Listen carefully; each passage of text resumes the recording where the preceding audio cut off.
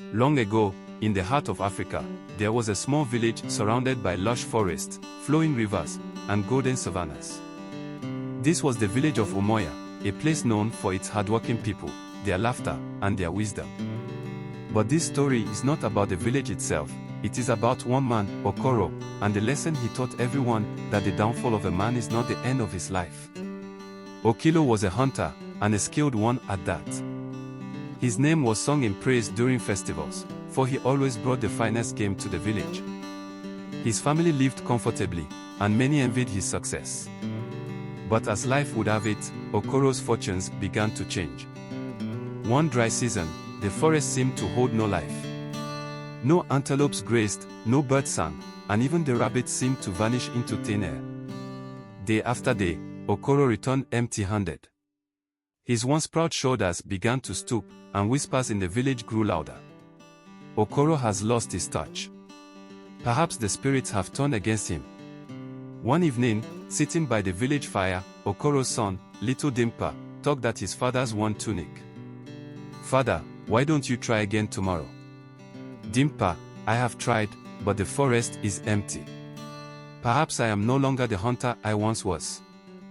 The boy looked at his father and said, "Even the mighty baobab tree loses its leaves during the dry season.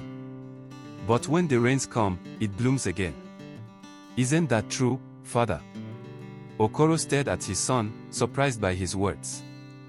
He had always taught the boy wisdom, yet here he was, receiving it in return. The next morning, Okilo rose early, determined to try once more. This time, instead of heading to the usual hunting grounds, he ventured deeper into the forest. The journey was long and filled with obstacles, thorny bushes, steep hills, and fallen trees.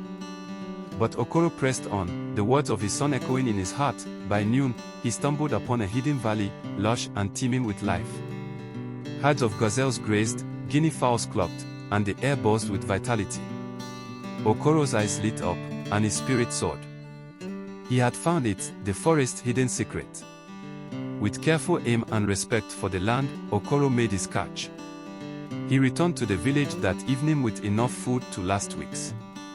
The whispers of doubt were replaced by songs of joy. Okoro's name was once again on everyone's lips, but this time, he stood humbler, knowing how close he had come to losing it all.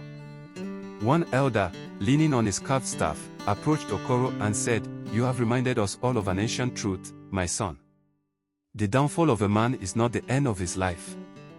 Like the baobab, we must endure the dry seasons and wait for the rains to come." From that day onward, Okoro's story became a lesson for all. Whenever someone faced hardship, they would say, "Remember Okoro and the baobab tree." And so, dear listener, remember this: life is full of seasons. When you stumble and fall, do not despair. For as long as you breathe, there is hope.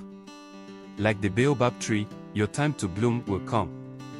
This has been the tale of Okoro, a story of resilience and hope.